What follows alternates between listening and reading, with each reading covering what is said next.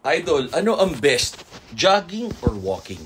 Actually, isama mo yung sprinting. Sprinting, sukatan niya ng athleticism mo, pagka-athletic mo. Pero pag tumatanda na tayo, hindi naman tayo athlete, kung ano yung kaya mo. Yung iba, hindi kaya mag-jogging or tumakbo or mag-sprint, running ang tawag, or sprinting, kasi nga sumasakit yung tuhod na mamaga. Old age, baka overuse, kasi nga athlete, o mahiling maglakad, mag-jogging.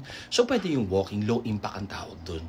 Low intensity. Pero yun, ang binaburn nun, fat. Ang running, sprinting, parang working out, ang binaburn nun, muscle stores. Pero unlike working out, nakaka-burn ka na ng calories, burn ng fat, binaburn mo yung glycogen stores ng muscle, tsaka ng liver, and then nagbe-burn ng fat, and then nagbibuild ka ng muscle. The more muscles you have, the more calories you burn. Kaya kahit same weight ka, nag-body recomp ka, mas makakain ka na marami, tapos mas mukha kang malupit.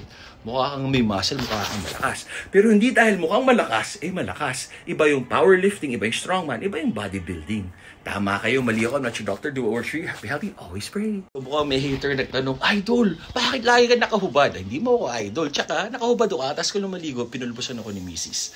Para raw mabango ako, fresh, tsaka cooling, kasi pawisin ako. So, do what works for you. Kung ayaw mong makita yung topless kong katawan, edi lipat mo. Mamaya magti-t-shirt lang ako kasi kakain kami. Masama kumain ng hindi nakadamit. Dapat nagdadasal bago kumain. Yung skip rope, or kahit na anong sports, ang binaburn nyo dyan is carbs, glycogen stores sa muscles, tsaka sa liver. Saka mag-burn ng fat. So, do what works for you. Ang mahalaga yung gagawin nyo. Kunwari, nag-volleyball kayo or basketball. Pero unlike working out, ang working out, specifically building muscle, binaburn mo yung glycogen stores, tapos nag-gain ka ng muscle. The more muscles you have, the more calories you burn, and the more athletic you look. Hindi porket nagsa-sports kayo, magkaka-muscles kayo sa glutes, sa abs. Hindi ganun yun. Tinan nyo, iba yung muskulado, iba yung strongman. So, kung ano magpapasaya sa inyo, tama kayo, mali ako, not your doctor, do what works for you. Happy, healthy guys. God bless. Boom!